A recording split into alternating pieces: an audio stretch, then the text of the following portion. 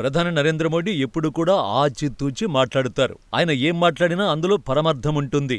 ఎందుకంటే ఆయన మాట్లాడే ముందు ఒకటికి 2 సార్లు ఆలోచించి మాట్లాడుతారు. తాజాగా మోడీ సౌదీ టూర్లో ఉన్న సమయంలో పాకిస్తాన్ ప్రేరేపిత ముష్కరులు జమ్మూ కశ్మీర్లో పర్యాటకులపై దాడి చేసి 26 మందిని పొట్టన పెట్టుకోవడంతో ఆయన మనసుకు గాయమైంది. ఇంతటి దుర్మార్గుల్ని వదిలేది లేదన్న భావనను ఆయన సూటిగా స్పష్టంగా వ్యక్తం చేశారు.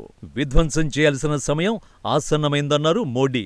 ఉగ్రవాదులు కుట్ర పన్నిన వారికి ఊహించని విధంగా శిక్ష విధిస్తామన్నారు.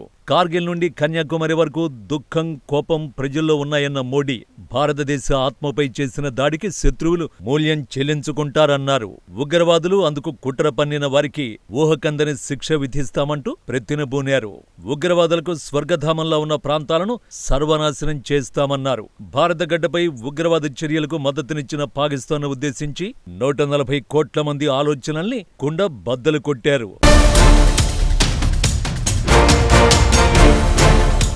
ప్రపంచంలో ఎక్కడికి వెళ్లినా ఆయన హిందీలోనే మాట్లాడుతారు. కానీ ఈసారి ఆయన ఇంగ్లీష్లో మాట్లాడి ప్రపంచం మొత్తానికి ఇండియా ఏం చేయబోతుందో కూడా తేల్చి చెప్పేశారు.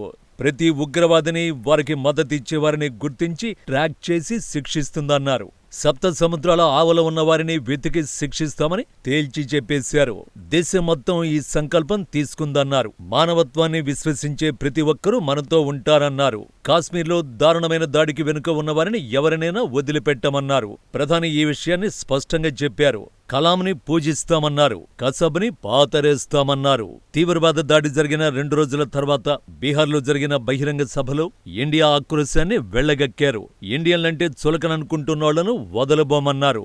దేశాన్ని దెబ్బతీయాలని చూస్తే వాళ్లనే లేకుండా చేస్తామన్నారు. పరమత సహనమే ఆభరణంగా ఉన్న ఇండియా ఎప్పుడూ కూడా ధర్మాన్ని రక్షించిందని, ధర్మం కోసం నిలబడిందన్న సిద్ధాంతాన్ని మోడీ మరోసారి ఎలుగెత్తి చాటారు. కశ్మీర్ పెహల్గాం దాడుల తర్వాత మోడీ తనదైన శైలిలో పాకిస్తాన్కు దిమ్మ తిరిగిపోయేలా కౌంటర్ ఇచ్చారు. చూస్తూ ఊరుకోవడానికి ఇదేమీ చేవలేని దేశం కాదని, సత్తా ఉన్న దేశమని నిరూపిస్తామన్నారు. అందుకే ముష్కరులను పాకిస్తాన్ ఎక్కడ దాచిపెట్టినా చండాలు ఒలిచేస్తామన్నారు. అంతేకాదు వారి వెనుకున్న ఎవరినైనా అంతం చేస్తామన్నారు. ఇండియా విధానం అనాదిగా ప్రపంచం చూస్తూనే ఉందన్నారు. అందుకే కలాం స్ఫూర్తితో పనిచేస్తున్నామన్నారు. అలాగే ఇండియాను దెబ్బకొట్టాలనే కసబును పాతరేస్తామన్నారు.